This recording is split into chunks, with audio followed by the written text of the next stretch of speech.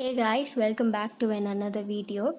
Last video I told you about the protozoan classification. Now let us see about the individual organisms. Let's start with Balantidium coli. In Balantidium coli, there are only few points that you have to remember. It is that it is football shaped and then the cyst contain two nucleus.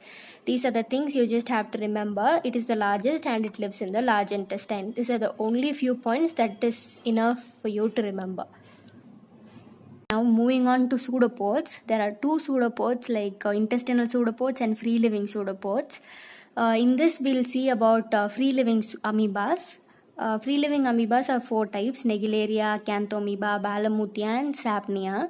So Naegleria causes primary amoebic meningoencephalitis. It is an acute condition in which a patient comes to the hospital for severely ill for 5 days, and or if a patient is died in 3 to 5 days for unknown cause, sudden death, then you can definitely suspect Naegleria infection.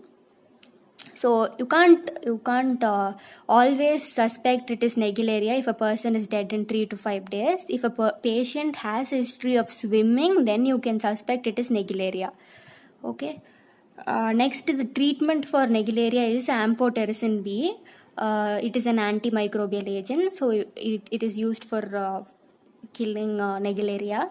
Next is the Acanthamoeba. Acanthamoeba causes granulomatous amoebic encephalitis, whereas it is a chronic condition, whereas slow onset will be there, and it also causes contact lens keratitis. So treatment, so far no treatment for Acanthamoeba infection, and Balamuthia also causes granulomatous amoebic encephalitis. So far no treatment. Sapnia is a newly identified organism. It is said to cause encephalitis.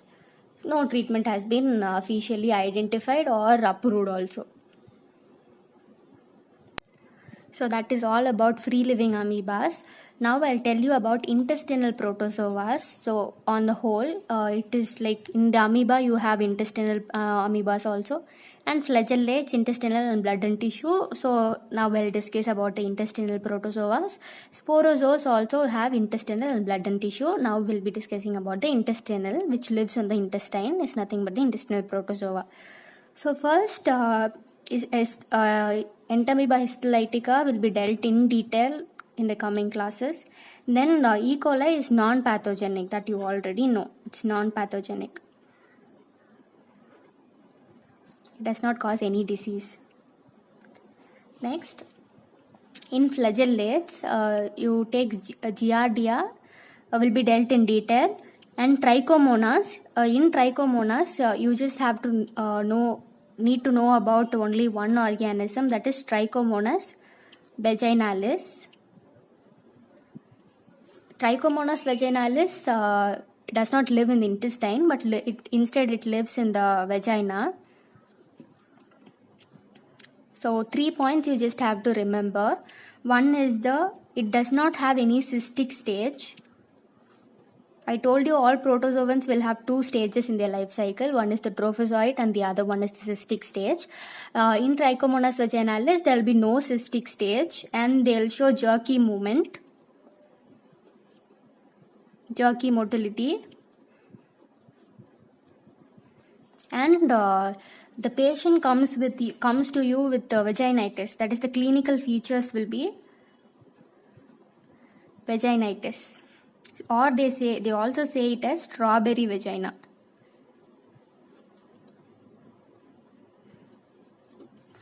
Strawberry vagina.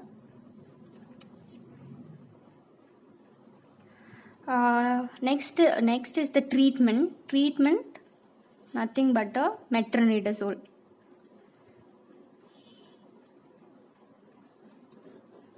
Treatment is the metronidazole. That's all. You just have to remember all the 3 points for Trichomonas vaginalis. It lives in the vagina, no cystic stage, jerky movement, and the clinical feature will be vaginitis, or they say it is a strawberry vagina. That's all. You just have to remember all these things, and the treatment will be metronidazole. Moving on to sporozoas, the Cryptospora, Cyclospora, Isospora, all these are responsible for opportunities infection. opportunistic infection like diarrhea, and in the immunocompromised patients and all, it will cause diarrhea. In immunocompromised.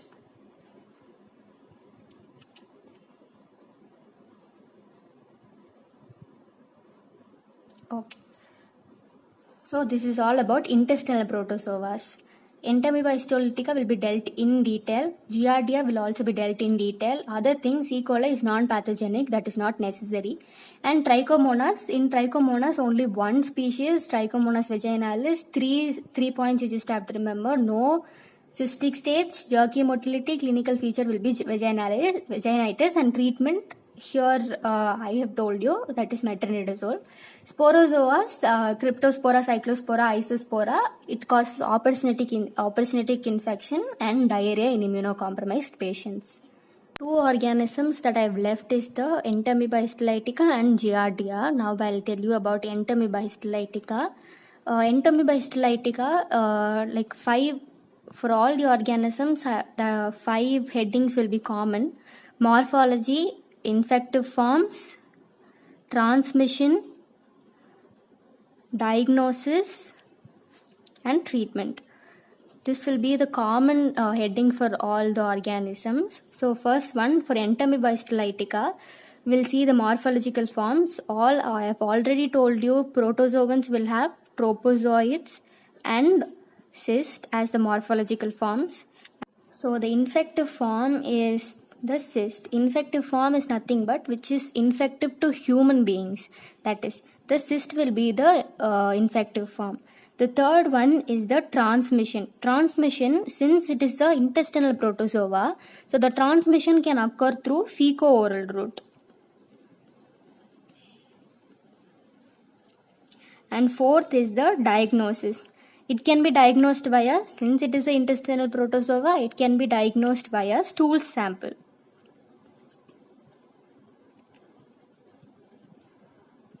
Fifth point is the treatment.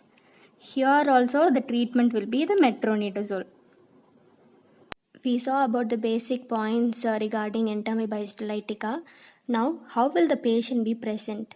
The patient will be present due to amoebiasis. The clinical feature of Entamoeba histolytica is amoebiasis. The amoebiasis is of two types, intestinal amoebiasis and extraintestinal amoebiasis. Intestinal amoebiasis is like non-invasive and invasive. The non-invasive amoebiasis, the patient may be a carrier, and there will be no symptom, asymptomatic. There will be only cyst passage will be there, no symptoms, no manifestations. Cyst passage alone. And after recovery also, the patient may be positive for antigen. So antigen may be persistent.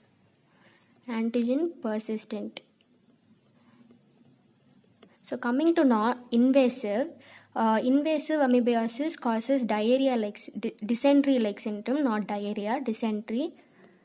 It also causes flask-shaped ulcers.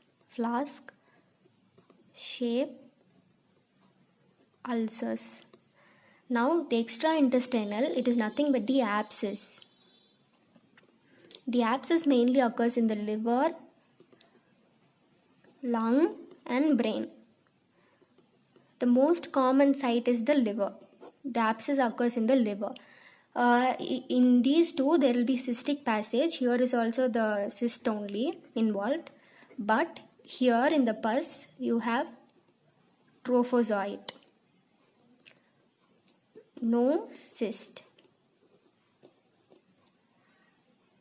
Now diagnosis. In the diagnosis, we collect stool samples, and then we look for trophozoite or cyst. Here also stool sample in the non-invasive. But in the extraintestinal amoebiasis, it is the diagnosis is done by CT abdomen or USG. The treatment can be here paramomycin. The drug can be paramomycin followed by dildoxonide and iodoquinol. These are the drugs which is given for non-invasive amoebiasis, and for invasive, as usual, we give metronidazole. And for extraintestinal amoebiasis also, metronidazole is used. The other thing we look for Entamoeba histolytica is the isoenzyme analysis. In the isoenzyme analysis, we look for the isoenzyme pattern.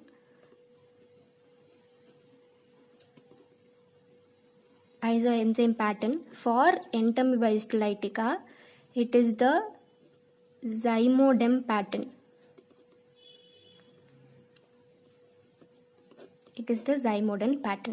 This is to differentiate pathogenic. This is non-pathogenic Entamoeba histolytica. So dimodem pattern, that is for differentiating from pathogenic and non-pathogenic Entamoeba histolytica. Now we look at the diagrams of trophozoite and cyst. How do they look? The trophozoites will look like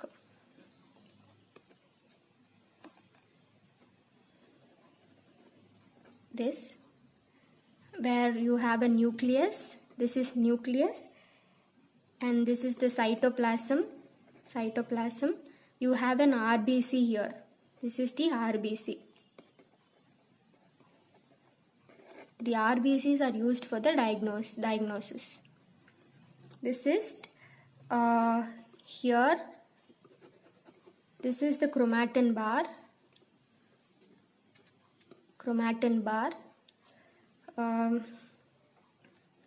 And this is the nucleus. If the chromatin bar is present, it is the immature cyst. The immature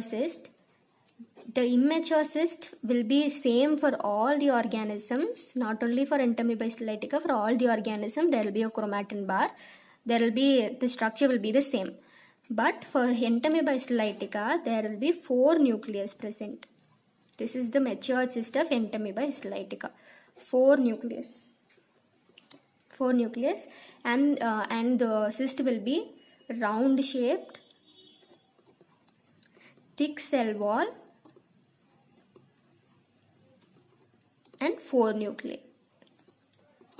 These are the points you have to remember to identify the diagram of the cyst of Entamoeba histolytica.